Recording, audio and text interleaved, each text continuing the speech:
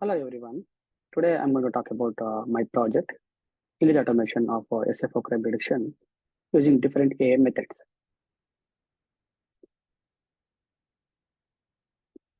As a part of the project, we are going to discuss about the background of the project, the problem definition, project objective, how to collect the data set, its methodology, analysis of the data and visualization, its result. We'll discuss about the evaluation and reflection and how to create the interactive dashboard, how to create the web application, and the conclusion, what are the limitations of the project, and what is future scope. The background of the project. We know that crimes happen at certain areas and it's illegal activity in the society and someone's properties.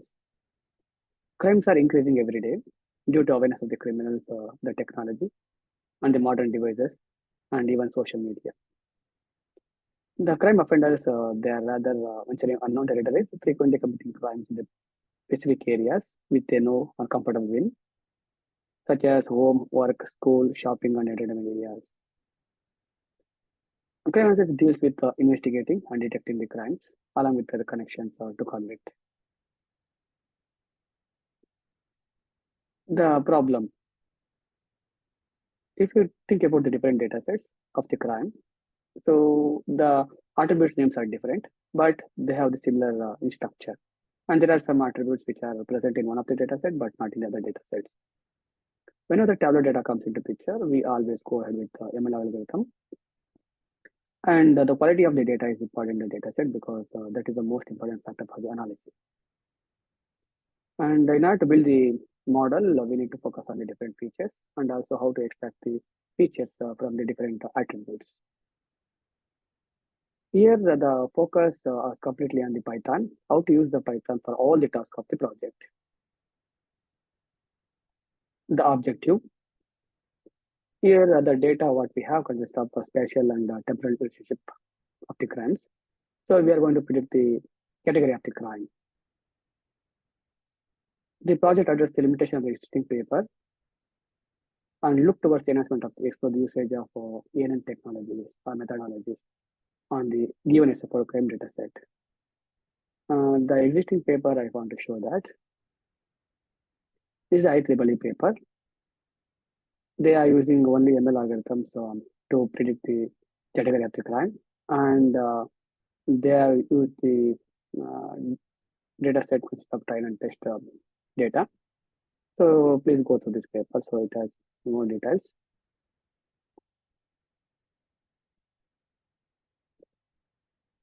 The limitation and the feature scope of those papers are taken into consideration and further enhancement have been done as a part of this project.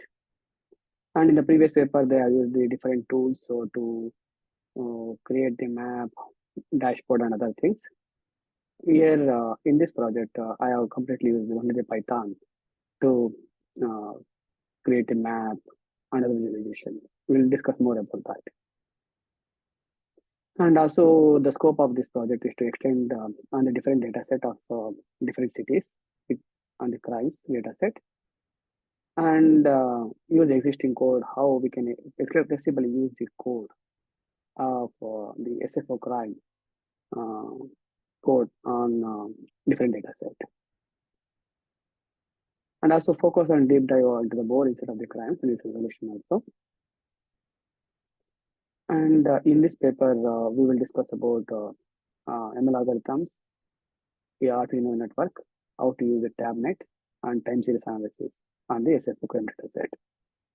And the more interesting things are creating the interactive dashboard and the web application using Python on the SFO crime data set.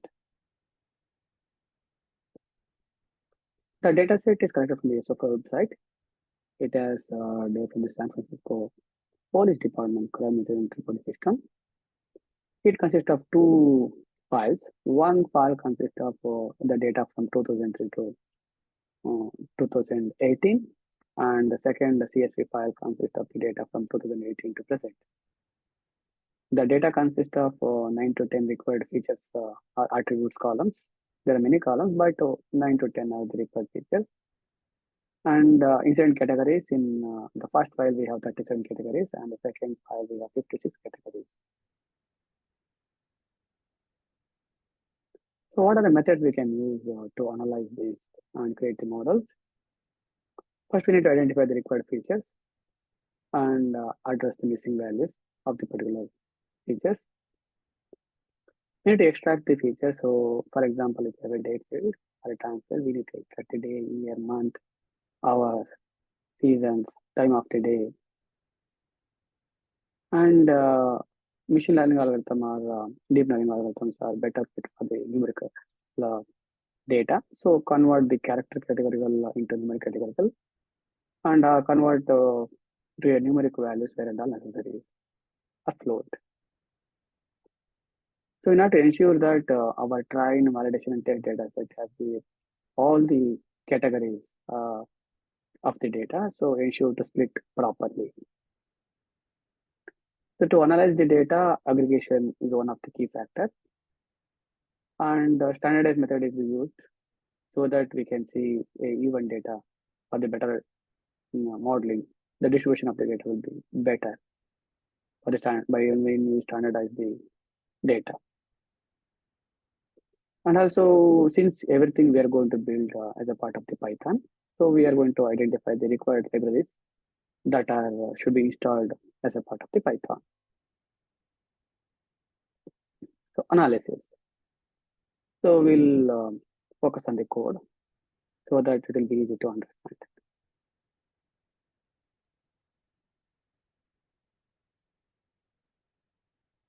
Yeah, this is a SFO classification code, and this code is written for the data present between 2000 to 2018. First, we are going to import the libraries. We have the important libraries called GeoPandas, which is required for the map, and ARIMA is for the time series. So we'll talk about more down the line. Here, the path is given for the data set where we can download the data. And this is a CSV file. The first CSV file, I am getting the data. I am taking the data into a standard data frame. I'm mapping the respective columns to the respective attribute names so that I can best utilize the standard method to other data set also. Then I'm addressing the null values. I'm checking if the null values are there. This is a sample of the data. This is the feature extraction from the existing column. I'm getting the data like year, month, day, hour, week of the year, time of the day, season of the year from the existing timestamp. How I create the timestamp? I am combining both date and time to create the attribute or a feature.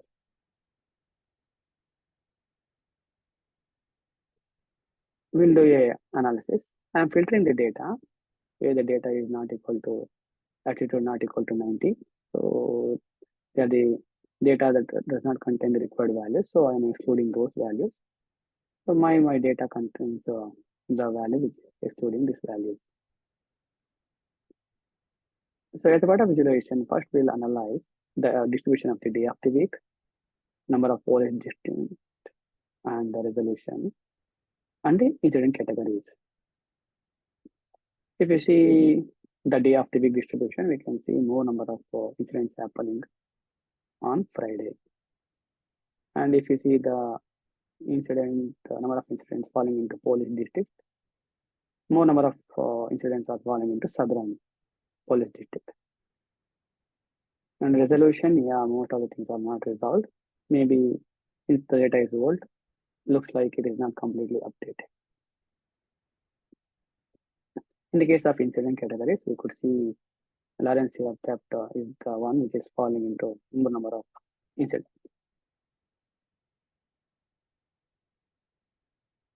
This is 37 incidents. And Jeff will check about The missing person incidents which are happening in San Francisco based on the latitude and longitude in the year 2013. If you see the data is more skewed towards the northeast part of the SFO. And if we plot the map for the complete data from the year 2018, yes, it is more number of incidents happening there in the northeast itself. Let us deep dive into the incident categories.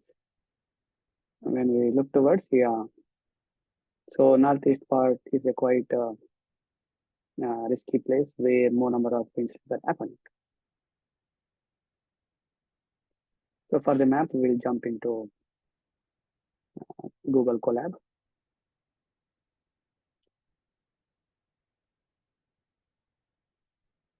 To create the map, we need a Folium library, and we need a JSON file which contains the map details.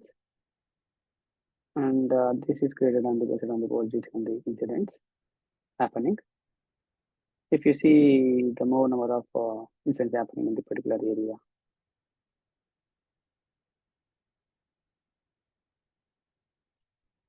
If you drill down further on the density of the data, how it is distributed. See, the latency or theft is more densely occurring in the northeast part, followed by the vehicle theft, assault, and drug and narcotic.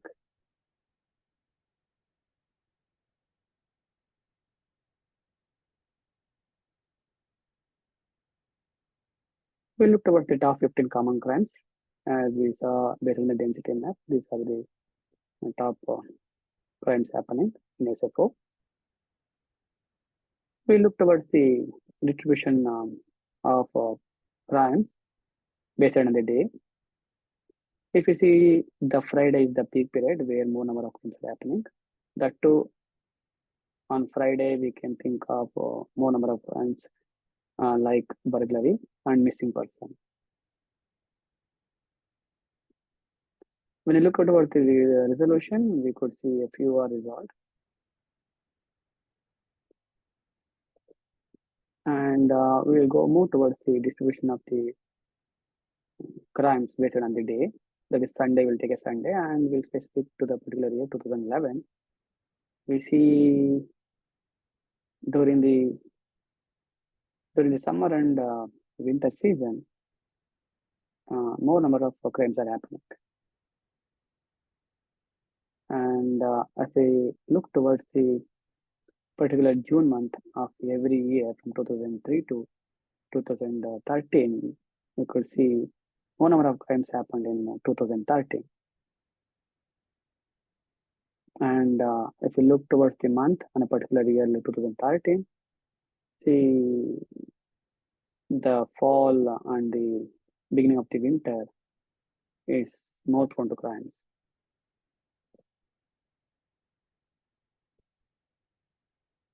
And we think about the time of the day where the crimes are happening. So afternoon, evening hours are the more specific to crimes. So that to drug and narcotic and counter offense, forgery and the fraud things are happening more frequently during afternoon hours. In the and the evening hours, we could see the vehicle theft.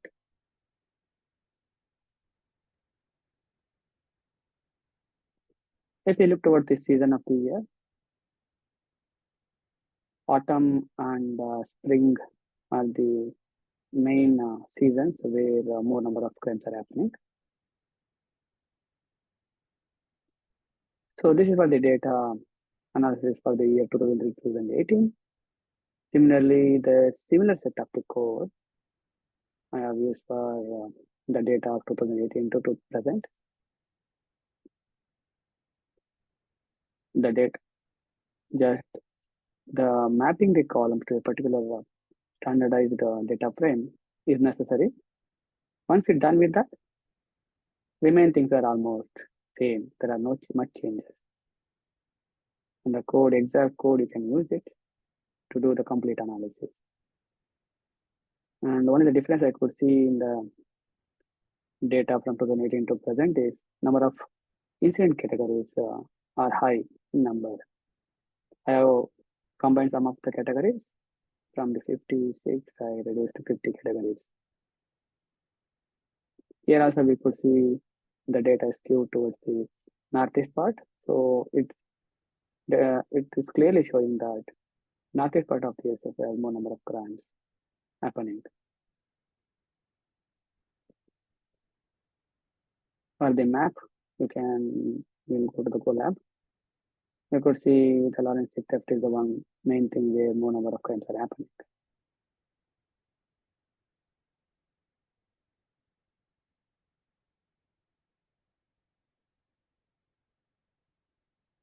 And other things are remains almost same, but you could see in the data 2018 to present, we could see some of the incidents are categories are resolved. But the one of the different factors we could see that for the data, we could see during 2020, the number of crimes have been reduced. That might be because of the pandemic situation. But in the year 2021, if you see the number of crimes happening more during the fall and winter season. And again, in the afternoon and evening hours, more number of crimes are happening. And the winter season, we could see more crimes occurring in SFO. And not only SFO crime data set, we can apply the existing code. It can be applied to the Boston, the same code as I told you before, only a minor change in the data frame. The columns are different in the different crime data set, but the standardizing the data as a part of data frame is really necessary so that we can best utilize the code. So once we're done with this code, the remaining things are almost same. If you see the number of incident categories, here it is falling into 120. There are too many. It is always good to reduce the number of incident categories so that we have a better classification. Here we have more common categories are there. So we can combine to make it as one so that we can reduce the number of categories. But as a part of this project, I did not reduce it. So let us go ahead with the 120.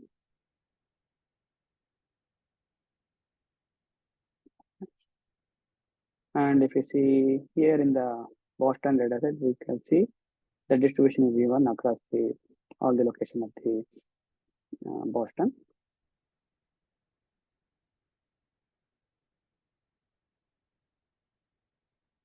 And yeah, in the different cities, different crimes will be in the top list. Can think about. And here, Sunday is the peak time where more number of crimes are happening compared to SFO, which is Friday. And the crimes happening on different months, if you think about, it is almost same. There are some peaks here and there. But this data consists of the year 2022. And if you combine the data from different years and use it as a part of the project, so we'll come to know the trend of the different years. And again, afternoon and evening are the main hours where more number of crimes are happening. And summer and summer and spring are the more crimes are happening as a part of the year. Yeah. So these are the analysis what we can see as a part of the different data set of the crimes. Now we will jump into, before jumping to the results, we'll go ahead with how we can solve the feature engineering problems. Yeah, as a part of the data, we have different numeric values and categorical values. So we need to convert the categorical value into numeric. So first we are going to convert the day of the week into numeric values, then the season, time of the day, and the police district, and the incident categories. So these are the values which are assigned, and it is very easy to convert by using a map function to convert it. Once we are done with that, we can see the data types. So we have only integer and float, and we are good to go. So we are going to take the data and attributes of the required columns or required features. We find the correlation between those columns. We could see week of the year, month, day, latitude, longitude are more correlated. So we are good. We can move forward. We are considering incident category as a y coordinate, and that is the one we are going to declare as a y, and rest of the columns as a x, because we want to predict the incident categories. That's why we can use a y, and we are going to split the data into train and test. So it is very necessary to split the data by using the test size. It is 30%. You have to ensure that all the incident categories are falling into both test and train data set. And also the random state also necessary. Once we're done with that, we are jumping into the machine learning algorithm like random forest. In the random forest, we have to think of the criteria, what we are going to use it. The first criteria is the entropy, and there is a max depth and the number of estimator. So these are the key values where we need to think about to get the better accuracy. We could see by using this method, the accuracy of the model is 83%. We also use the criteria as Gini with the same other parameters, and we got the accuracy of 76%. So it looks like entropy is giving good accuracy compared to DD. And we are defining the number of classes, and I've created the function for the confusion matrix for the better visualization. If it is a confusion matrix, for the result, what I get for the entropy, it is easily representing how the prediction is happening. So it is very easy to understand. And we have one more matrix called a classification report, where we can see how accurate it is. If we see the prediction, we call the F1 score. F1 score is the better one, so it is near to 1. We could say class 1 is unable to predict, but rest of the class having almost getting a good value of the score. So we will move to the k nearest neighbor, where we can see the accuracy of 98%. The details of the k nearest neighbor is here, and for more details on the k nearest neighbor, we can refer this link. So 98.7% is a very good accuracy. And if you see the confusion matrix, it is good enough to predict more number of classes. And if you see the classification reports, yeah, it is clearly showing how easily it is predicting the value of incident category.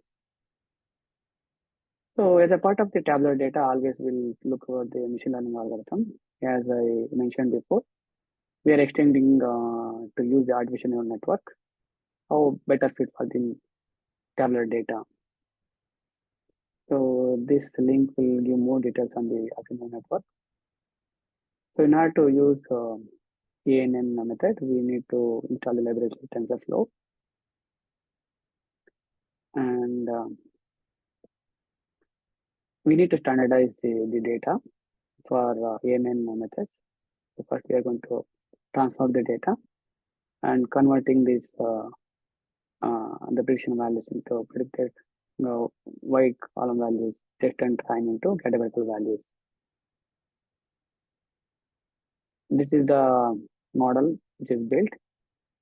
It has 121 neurons and input shape is 11. and we have a dropout, and the activation is relu. The output prediction is using by softmax. Since we have a different classes, so we need to for the property and find the maps of it. And we are using the Adam as optimizer and cross entropy, critical gas entropy as a loss, and our matrix is accuracy. This is the number of parameters what we have as a part of our model, and we are running this for 10 approaches. And we could see the loss gradually decreasing and the accuracy gradually increasing.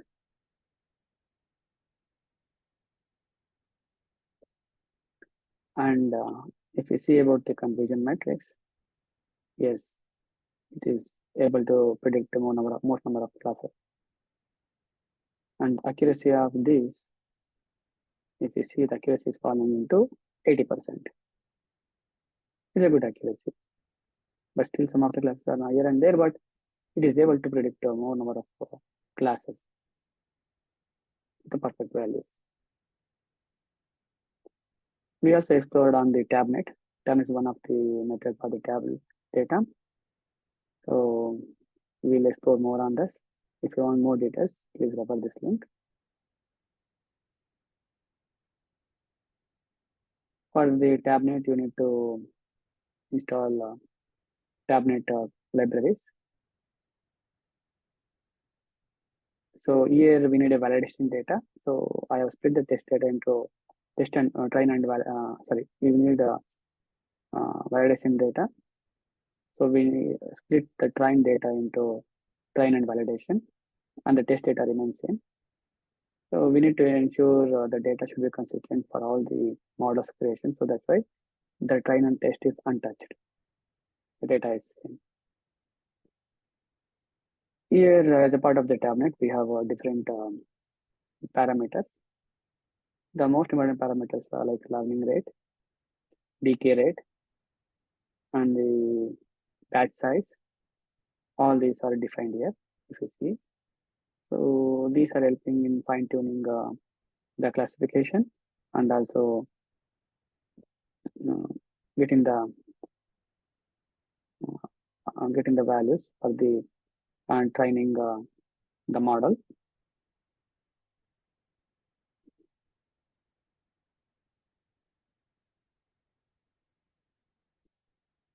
We could see the accuracy as accuracy of this model is more than the ENN. It is 88%, and we could see how it is predicting by a confusion matrix. And also you could see the F1 score.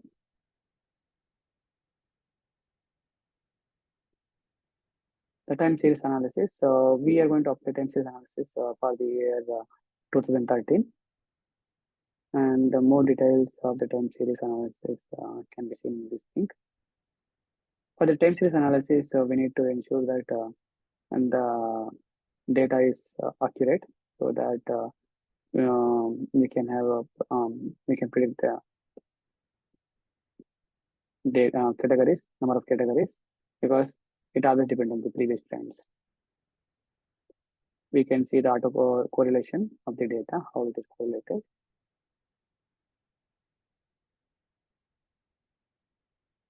Here we are going to use the ARIMA model to predict the number of incidents happened in the particular class. We could see how it is able to predict the number of incidents happening on the particular day.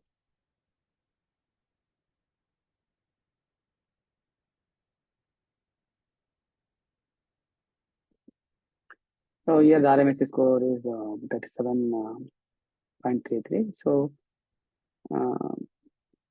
the data is not completely accurate because there are a lot of spikes here and there. So RMS is not that great for this data.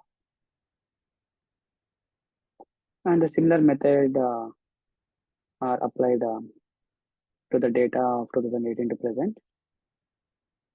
So conversion into categorical values and finding the correlation. And the number of classes are 50 here. And we have used the different algorithms, same machine learning algorithms along with ANN, TabNet, time series. We'll talk about in the slides. And the same code we have used for the Boston crime classification. Here number of classification is 120. So the changes only happening based on the number of classification or incident categories what we have. And the rest of the logic remains same. You can see it's a similar method applied across the different crime data sets.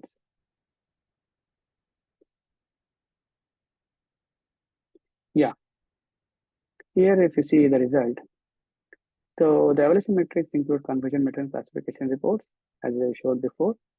They're very helpful because they confusion metrics give the uh, view how easily it is predicting, and classification report gives the F1 score. We come to know how the model can predict the values. And we could see the accuracy of the models ranging from 83 to 90% by using different ML and AI approach.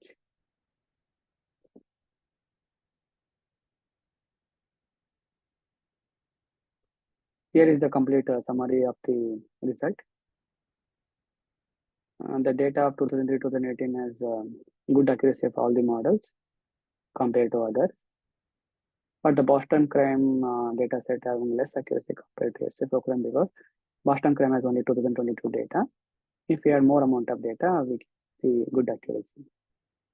And one more thing is Boston crime has more number of classification or incident category 120. So it is always good to have a less number of categories to get the better accuracy. So we'll by seeing this, we could see that we can also use deep learning network on TabNet to give a better accuracy on the tabular data. And we have to think about the hyperparameters in the machine learning algorithm, which is important factor to build the model. Like in the random forest entropy, we give some better accuracy than the Gini. And in the case of k-nearest neighbor, we could see the number of estimator is the main key factor. In the case of ANN, we can think of its architecture, activation function, optimizer, and the losses. So with a better accuracy.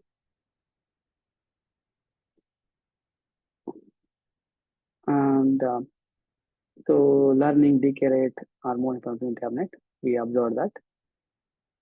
It is always good practice to keep the number of categories are less to get the better accuracy. And the data should be good quality, and unique data will give better accuracy in the case of building the model. And when we build the different models on the particular data, we can come to know which model we can use for the prediction.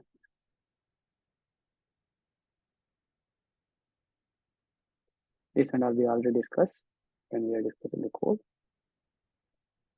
Now we'll jump into the interactive dashboard. It's the more interesting and fascinating one.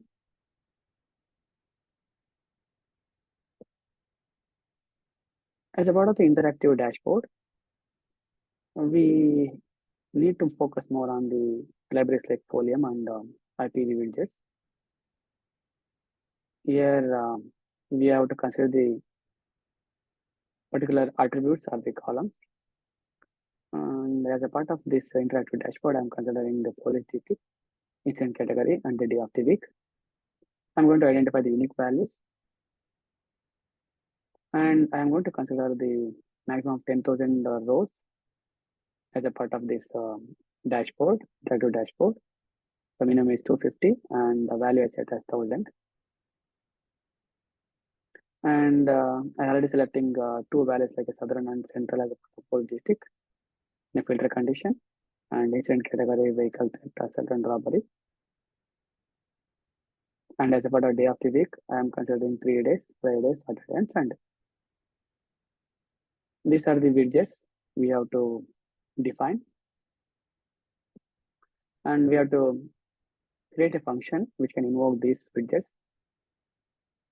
And we need to create a flow so that the filter can be applied as a part of the interactive dashboard. I will show the dashboard.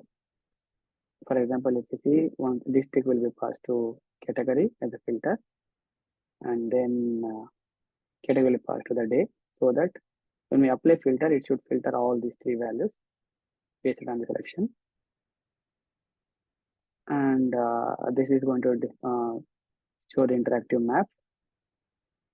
And this is like a bar graph we can see.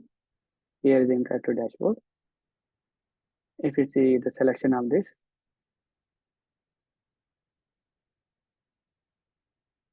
selected, and the crimes, robbery, vehicle, and are selected. Number of cases I am selected as 4, 5, 6, 7. You can increase or decrease.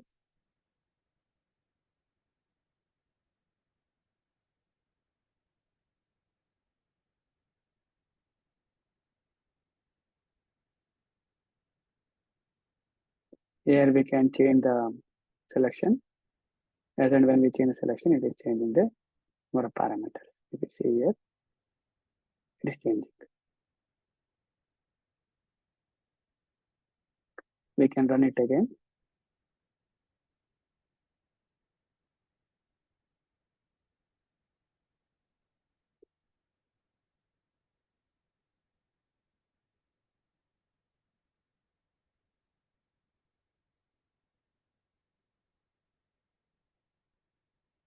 It can be selected, whatever we selected. Okay. Next, we'll jump into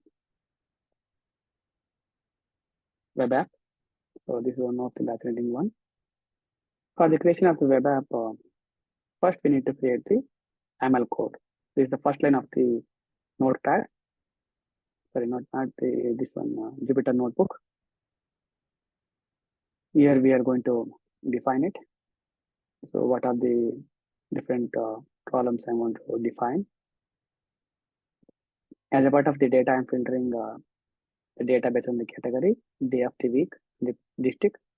So those three columns I'm displaying on the screen. And imagine because I'm showing as 1000. And this is a map. As a part of the web, I want to display this map. In order to display this, I need a Mercury library, which should be installed as a part of the Python. And we have this set of commands, we need to run it. The first command, you have to make sure that the notebook will be a trusted one. So here else you can go file and here make it trusted, trusted. You need to run that command. Then you need to add the file to the Mercury. This is not compulsory, but better to use this command. And the third command will be the watch command. I will run this command. So once I run this command,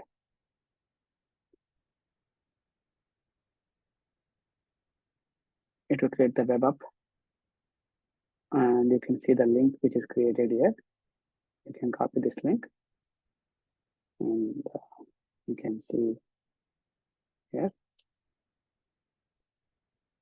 Yeah, we can see the web application as a part of the link.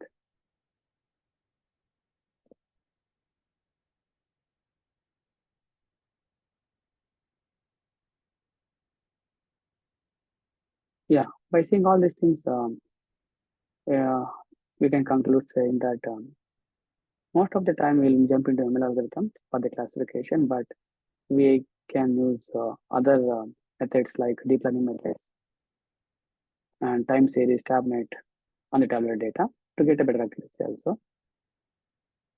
So even though ML algorithm overcomes the deep learning and the TabNet models, but getting more data and fine-tuning methods get more accuracy on the given tabular data. Here you could see that everything we built through Python. This helps us to reduce the infrastructure cost because most of the time we use different tools because they are easy to use. But here the complete things are built on the Python to reduce the infrastructure cost. It is easy to use the same code on a different crime data set. Always what we will do, we'll take the different crime data set and we'll do a lot of changes in the code to implement that. But here, just the initial code is quite different by creating a data frame. Once we get the data frame with a standard format, it is easy to use the same code for all the analysis and the building the models. And also we showed how to create a web app and interactive map by using different libraries for the friendly and better visualization. Yeah, now we'll jump to the limitation. The project is to create the incident categories, and the number of categories is different based on the data. So we can't limit the number of categories. So we need to pick a bit based on the number of categories what we have in the data. And this project is suited for incident categories. And here it is not fit for identification of the personality who is on the crime. Crimes are categorized based on the evidence produced by the justified report. So based on that report only, we have done this analysis.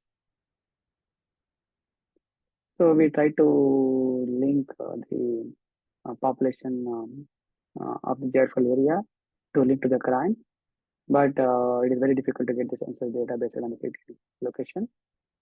So we need to think of as a part of the feature scope. So find the data of the census based on the geographical location so that we can see any particular location because of the more population or in the poverty, it is linking to a number of crimes. These are the reference links as a part of the code. Yeah, thank you. So if you have any questions, please comment. Thank you.